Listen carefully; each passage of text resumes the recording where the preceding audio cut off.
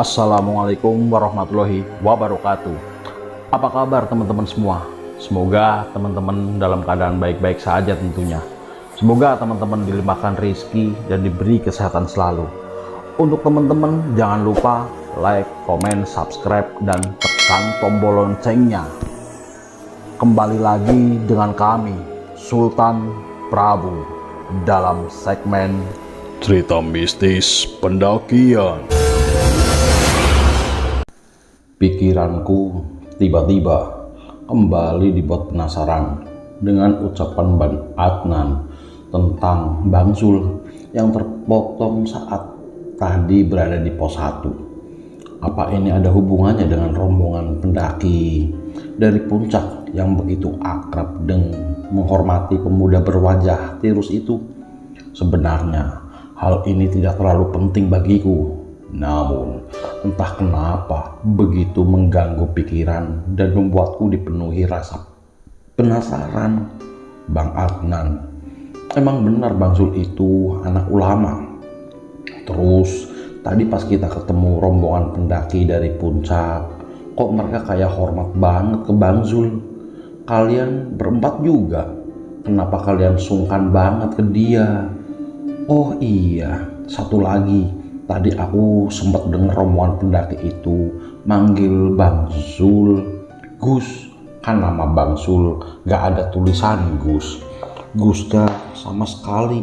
Maksudnya apa sih Bang? Ingin sekali kulayangkan semua pertanyaan itu kepada pemuda bergigi gingsul di sebelahku.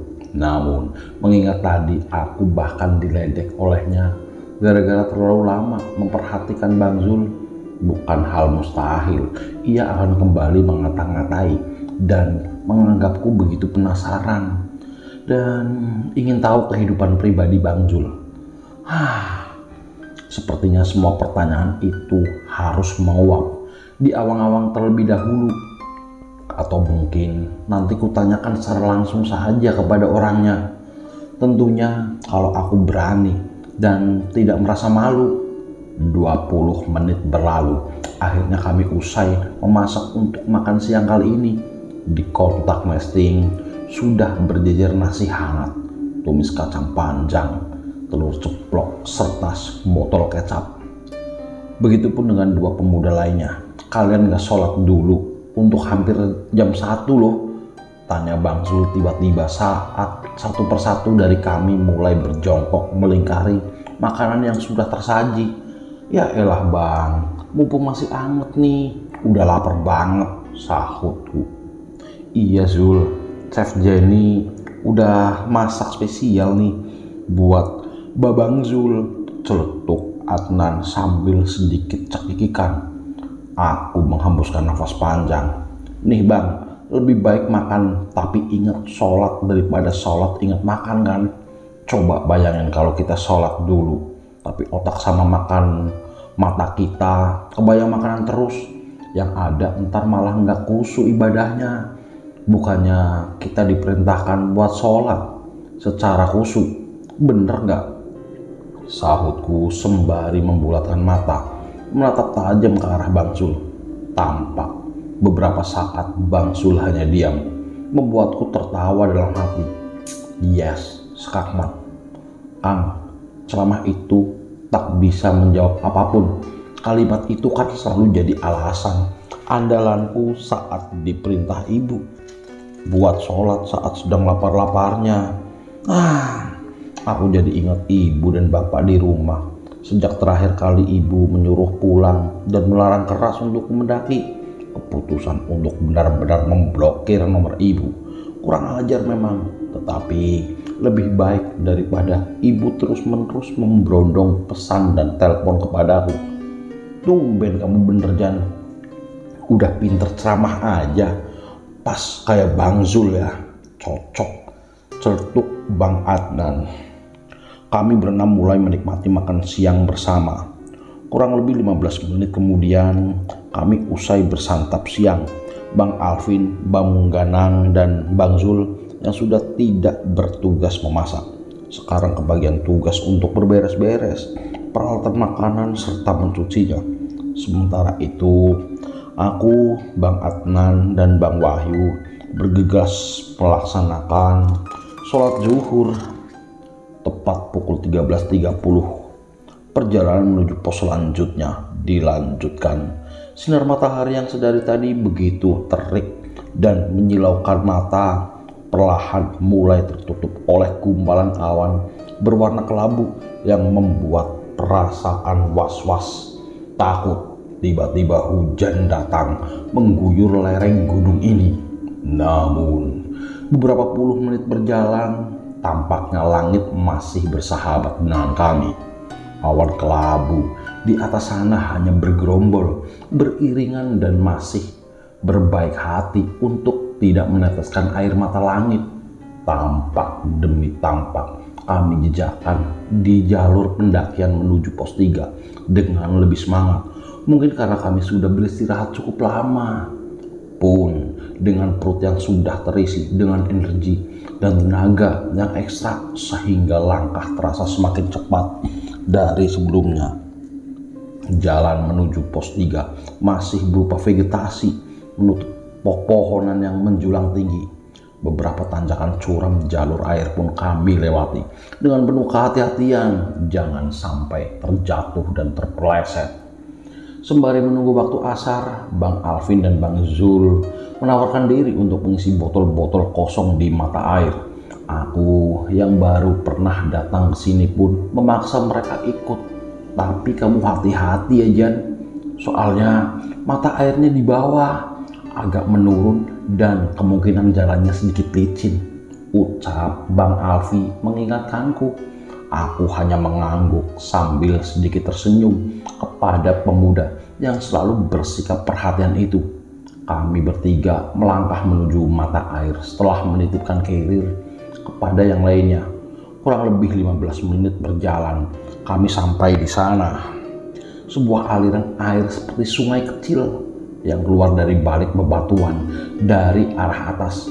Tidak terlalu deras, hanya aliran kecil, tetapi cukup terlihat segar. Meski di beberapa bagian sedikit keruh karena bercampur dengan lumpur di bawahnya. Sambil membawa sebuah botol air mineral berukuran 2 liter, aku menaiki jalan setapak dari tanah yang memang terasa sedikit licin. Namun, karena kurang hati-hati, aku salah mengambil langkah saat hendak menatap sebuah akar pohon yang ditumbuhi beberapa lumut di atasnya. Alhasil, kaki kananku sedikit terpeleset dan hampir jatuh, terjerembab ke tanah. Di saat yang bersamaan, tangan Bang Alvin yang berjalan di belakang tiba-tiba langsung memegang kedua lengan atasku hingga aku tak jadi jatuh ke atas tanah. Nahasnya, botol air mineral yang ia bawa seketika terlepas dan jatuh ke bawah sana. "Kamu gak apa-apa Jan?" tanya Bang Alvin terdengar khawatir. Gak apa-apa Bang, makasih ya. Buru-buru ku benarkan posisi tubuh agar kembali berdiri tegak sempurna. Makanya kalau jalan hati-hati, kalau cedera nanti gimana? Lihat tuh, gara-gara kamu botol aquanya jatuh ke bawah kan? Omel Bang Zul tiba-tiba. Kesal sekali dengan ceramah itu. Hampir jatuh bukannya khawatir atau menolong, malah diomeli seperti ini. Biar aku saja yang ambil Jen, kan aku yang tadi ngejatuhin kamu. Di sini aja. Turun Bang Alvin tiba-tiba. Bang Alvin pun melangkah turun untuk mengambil botol yang terjatuh. Perjalanan dilanjutkan setelah kami semua selesai melaksanakan sholat. Menurut peta pendakian, jarak antara pos 3 dengan pos 4 tidaklah begitu jauh. Tak seperti jarak antara pos sebelumnya, kemungkinan tak ada 1 jam. Kami sudah sampai di sana. Trek menuju pos 4 terbilang lebih berat daripada sebelumnya. Jalur menjadi semakin curam dengan beberapa tanjakan yang membuat lutut dan betis sedikit terasa pegal. Sebuah lorong dari tanah yang terasa sedikit gelap dengan jalan seperti jalur air pun kami temui di jalur pendakian ini. Beruntung postur tubuhku tak terlalu tinggi hingga pas sekali saat melewati lorong, berbeda dengan Bang Wahyu yang paling tinggi di antara kami. Sampainya di pos 4 dengan ketinggian 2688 mdpl, tiba-tiba aku merasa ingin buang air kecil. Sebenarnya sedikit malu untuk mengatakannya, mengingat mereka semua laki-laki. Namun rasanya aku sudah tak kuat menahannya lagi. "Bang, berhenti dulu ya. Aku pengen pipis," tuturku kepada mereka semua. "Hah? Mau pipis, Jen? Di sini?" Wajah Bang Ganang seketika berubah begitu kaget mendengar ucapanku. "Iya, jangan di sinilah, Jen. Cari tempat lain aja ya," ucap Bang Adnan tiba-tiba. "Aduh Bang, udah nggak tahan. Emangnya kenapa sih kalau pipis di sini?" tanyaku sambil sedikit mengernyitkan, menahan rasa kebelet yang sudah tak bisa ditahan. "Ya, pokoknya jangan di sini dah," sahut Bang Adnan sembari mengedarkan pandangan ke sekitar. "Iya Jen, jangan pipis di sini.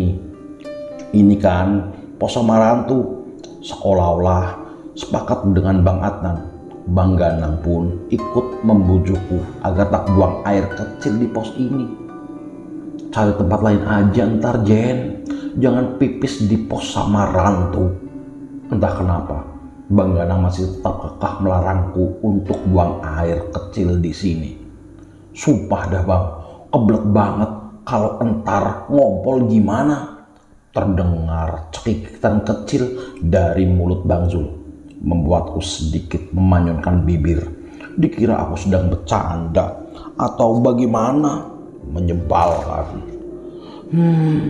Gimana Zul?" tanya Bang Adnan sembari menatap ke arah pemuda yang ada di samping kananku itu. Lagi-lagi yang dimintai pendapat Bang Zul. Kenapa bukan Bang Alvin yang memang bertugas sebagai pemimpin rombongan? "Gak apa-apa lah, cuma pipis doang. Yang penting jangan lama-lama di sini." Memang sih tak ada bangunan shelter atau warung warga seperti lainnya. Di sini juga terlihat sepi. Beberapa pendaki yang melewati kami langsung naik saja tanpa menumpang istirahat. Gegas ku lepas kirir dan meletakkannya di antara mereka berlima. Setelah mengambil tisu basah dan sebuah kantong plastik kecil, aku mulai melangkah ke dalam hutan. "Jangan ngintip ya Bang," ucapku kepada mereka berlima sebelum tubuh benar-benar menghilang di balik pepohonan. Tak butuh waktu lama, aku sudah menemukan sebuah pohon berukuran besar yang sepertinya dapat kugunakan untuk bersembunyi dari pandangan pemuda-pemuda itu atau pendaki lain yang melewati jalur pendakian. Dari sini sama sekali tak kulihat bayangan mereka berlima. Pandangan bahwa tempat ini cukup strategis untuk tempatku buang air kecil. Gegas kulaksanakan proses urinasiku. Rasanya begitu lega sekaligus plong. Uraih tisu basah yang tadi kuletakkan di atas tanah tak jauh dari tempatku berjongkok. Saat baru saja mengambil sehelai tisu basah dari wadah, tiba-tiba aku dikagetkan dengan kedatangan seekor lutung berwarna hitam keabu-abuan dengan bulu halus yang begitu lebat di sekujur tubuh, sedang berdiri beberapa meter di depan sana sambil menatap lurus ke arahku. Aku yang masih dalam keadaan berjongkok dengan bekas urin belum kubersihkan pun sontak terperanjat.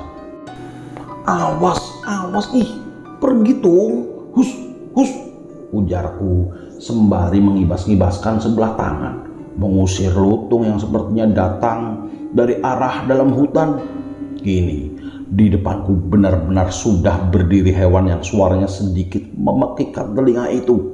Namun anehnya, lutung yang ada di depanku ini hanya diam sambil terus menatapku tajam. Aku pun dibuat risih sekaligus ngeri. Primata besar anak balita itu sudah seperti laki-laki mata keranjang yang sedang mengintipku buang air kecil. Hus, pergi sana, jangan ngintip. Ketakutanku semakin menjadi saat hewan itu seketika melompat hendak mendekatiku. Refleks aku berteriak sambil kedua tangan meraba sekitar, mencari ranting ataupun untuk melindungi diri. Sebuah batu besar kepalan tangan ku dapatkan tak jauh dari tempatku jongkok. Refleks aku pun melemparkannya saat lutung itu sudah berada di sekitar 2 meter di depanku. Batu itu tepat mengenai bagian kepala lutung hingga ia jatuh terjerembab ke samping. Tampak darah segar mengalir dari bekas lemparan itu. Aku menelan saliva kasar, sedikit lega karena lutung itu seketika terjatuh dan tak lagi hendak menyerang. Namun, aku juga khawatir karena aku baru saja melaukai fauna di gunung ini. "Jani, kamu kenapa? Ada apa?"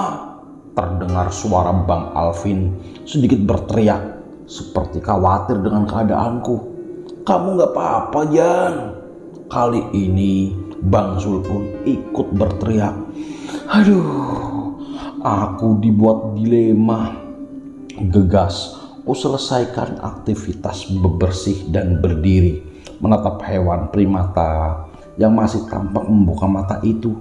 Sepertinya ia masih hidup, namun darah segar masih mengalir dari bagian kepalanya. Bagaimana ini? Bagaimana jika Bang Sul dan yang lainnya tahu bahwa aku baru saja melempar batu ke seekor lutung sampai ia terluka dan berdarah seperti itu? Bukan hal mustahil.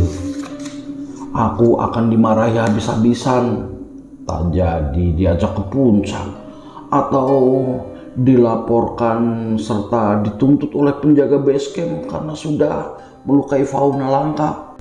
"Jenny!" Bang Alvin berteriak lagi memanggil namaku. Iya bang, aku gak apa-apa kok," jawabku dengan suara ikut berteriak. Kuputuskan untuk menyembunyikan ini saja dari mereka berlima. Toh lutung itu sepertinya masih hidup. Semoga saja sebentar lagi ia sembuh. "Maafin aku ya Tung," ucapku saat sebelum meninggalkan hewan primata itu seorang diri. Setelah keluar dari area pepohonan yang rapat, ku dengarkan pandangan menatap wajah 5 pemuda yang sepertinya tampak khawatir dengan keadaanku. "Kamu gak apa-apa, Jen?" tanya Bang Alvin saat aku sudah berada di hadapan mereka. Gak apa-apa bang." "Terus kenapa tadi kamu teriak?" tanyanya lagi. Bang, tadi lihat sesuatu aja di sana," jawabku sedikit gelagapan. "Lihat sesuatu? Lihat apa, Jen? Kamu lihat setan?" tanya Bang Ganang sambil mengedarkan pandangan. "Enggak kok bang, bukan apa-apa, cuma sesuatu yang gak penting aja," sahutku. "Beneran? Kamu gak bohong kan?" tanya Bang Sul dengan sedikit membincangkan mata. "Beneran, yuk jalan aja." Sedikit kulirik wajah Bang Zul yang tadi sempat bergumam dengan kedua bola mata menatapku tajam. Entah kenapa, di antara lainnya seperti ia yang memasang wajah paling tidak percaya dengan apa yang baru saja kuucapkan. Apa ia tahu bahwa aku berbohong? Sambil menahan perasaan tak karuan, aku melanjutkan perjalanan menuju pos selanjutnya bersama Bang Alvin dan rombongan. Jujur, aku merasa sangat bersalah kepada lutung yang barusan kulempar dengan batu. Tampak ia seperti begitu kesakitan karena luka yang kusebabkan. Darah segar masih mengalir saat ia kutinggalkan dalam keadaan terkapar di tanah. Aku sebenarnya ingin kembali ke sana untuk mengobati atau sekedar mengelap darah yang ia keluarkan. Namun, aku takut Bang Alvin, Bang Zul, dan yang lainnya tahu akan hal ini. Kuayunkan kaki menyusuri jalur pendakian menuju pos selanjutnya dalam diam. Sejak kejadian tadi, moodku benar-benar memburuk. Bang Adnan yang sesekali berceloteh dan mengajakku bercanda pun hanya kubalas dengan senyuman atau anggukan. Semangatku meredup. Ingin rasanya segera sampai di pos membangun tenda, dan merebahkan diri di dalamnya.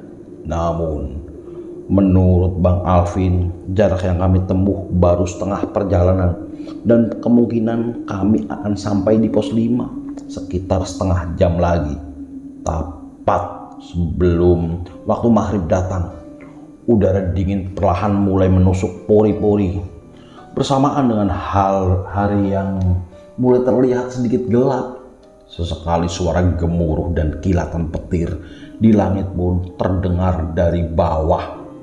Mungkin sebentar lagi awan hitam berisi butiran air itu akan berarah ke atas, menyebabkan lereng gunung yang kami lewati terguyur hujan. Kuhentikan langkah sejenak. Lama-kelamaan pegal di pundak kananku semakin terasa saja. Jari jemari tanganku kiri pun mulai bereaksi, memijat untuk sedikit meredakannya. Kubenarkan pula tali carrier. Barangkali aku kurang mengaturnya dengan seimbang, sehingga hanya sebelah pundakku yang pegal. Tetapi sama saja, beban carrierku seolah-olah hanya bertumbuh di pundak sebelah kanan. Aku pun mencoba mempercepat langkah, berusaha mengejarnya. Namun, sepertinya sia-sia. Rasa beban di pundak benar-benar menguras tenaga dan membuatku tak bisa melangkah lebih cepat. Sebuah batang pohon tumbang berukuran besar yang melintang di jalur pendakian di depan sana membuatku menghembuskan nafas panjang. Sudah menahan pegal di pundak, kini aku harus melompat atau menaikinya. Kami kuregangkan kedua lengan dengan rasa menjulurkan ke depan saat aku hendak memegang batang pohon itu untuk melompatinya. "Lepas kirirnya, biar aku yang bawain," ucap Bang Zul tiba-tiba saat tubuhku sudah sepenuhnya berbalik menghadapnya. Tampak tangan kirinya yang sepertinya baru saja memegang kirirku kembali ia turunkan ke bawah. Aku mengernyit mendengar ucapannya. "Pundak kamu terasa berat kan? Sini, kirirnya biar aku yang bawa," perintahnya. Aku dibuat heran dengan ucapan pemuda berwajah tirus itu. Dari mana ia tahu bahwa pundakku memang terasa berat? Sejenak, sejak tadi, aku tak pernah mengeluh atau menceritakannya kepada siapapun. Dan kini, kenapa pula ia menawari diri untuk membawakan kirirku? Rasa curiga seketika menghampiri kepala. Apa Bang Zul kerasukan sesuatu hingga ia jadi perhatian dan sepeka itu kepadaku? "Cepat lepas," ujarnya lagi, membuatku sedikit terkesiap. "Tapi Bang, kirirku berat loh." Ada perasaan tak enak hati jika Bang Zul benar-benar membawakan kirirku, sementara ia juga sedang menggendong kirir miliknya sendiri. Pasti beban di pundaknya akan menjadi 2 kali lipat. Anak TK juga tahu kirir emang berat. Kalau ringan itu balon. Refleks aku memanjangkan bibir. Pemuda ini sedang bersikap baik pun masih terlihat jutek. "Cepat sini," ragu-ragu.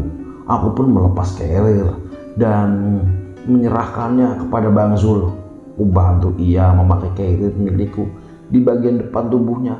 Alhasil, kini ia pun menggendong 2 buah kirir, satu di belakang, satu di depan. Benar-benar porter sejati. "Ayo, jalan," ajaknya sambil menahan rasa tak enak hati sekaligus khawatir. Beberapa menit berjalan, entah kenapa pundak kananku masih terasa berat, padahal sudah tak lagi menggendong kirir. Anehnya, hanya sebelah saja. Pundak kiriku terasa baik-baik saja, tak merasa berat atau pegal sedikit pun. Hari sudah mulai gelap saat kami sampai di pos 5 Samyang Rangkah yang berketinggian 2795 mdpl. Tampak beberapa tenda pendaki sudah berjejer di sekitar bangunan pos yang terbuat dari kayu berbentuk gubuk. Bang Alvin dan Bang Ganang yang sampai terlebih dahulu pun sepertinya sudah menemukan area yang tepat untuk kami membangun tenda. Aku dan yang lainnya bergegas menyusul. Sedikit kuedarkan pandangan menatap area yang dipilih oleh Bang Alvin. Meskipun sedikit di atas dari bangunan pos, tetapi masih cukup strategis untuk mendirikan tenda. Area berupa tanah landai dengan beberapa bagian ditumbuhi rumput. Ini cukup luas untuk membangun 3 buah tenda berukuran masing-masing 3 orang. Di sekelilingnya pun tumbuh beberapa pohon yang dapat melindungi kami dari embusan angin dari berbagai arah. Kupincangkan kedua mata untuk mengamati siapa atau apa yang baru saja kulihat itu. Tiba-tiba kedua bola mataku membuat terbelalak saat bayangan itu muncul dengan kedua bola mata menatapku tajam, serta mulutnya yang terbuka menampilkan deretan gigi taring yang terlihat garang. Bulu kuduku dibuat berdiri bersamaan dengan rasa gemetar yang menjalar di sekujur tubuh. Menyadari bayangan itu berwajah seperti seekor lutung, tetapi berukuran lebih besar dengan wajah begitu menyeramkan. Jantungku berdegup tak karuan. Aku ingin berteriak, tetapi mulutku begitu keluh bahkan untuk mengucapkan sepatah kata pun. Di saat rasa takut sudah menjalar dan menguasai diri, aku semakin dibuat terperanjat saat ada sebuah tangan yang menepuk pundak kananku secara tiba-tiba. Sosok hitam menyeramkan berpostur tubuh besar dan berwajah seperti lutung yang muncul dari balik pohon itu tiba-tiba menghilang bersama dengan sebuah tepukan keras yang datang dari arah belakang pundak kanan. Aku yang masih dilanda rasa takut dengan detak jantung memburu tak karuan kembali dibuat terperanjat. "Jangan ngelamun di gunung," ujar si empunya tangan. Tiba-tiba aku tahu persis siapa pemilik suara itu. Refleks aku membalik badan. Tampak pemuda berwajah tirus dengan potongan rambut sedikit panjang di bagian depan sedang menatapku tajam sambil sesekali melirik ke area dalam hutan tepat di belakangku.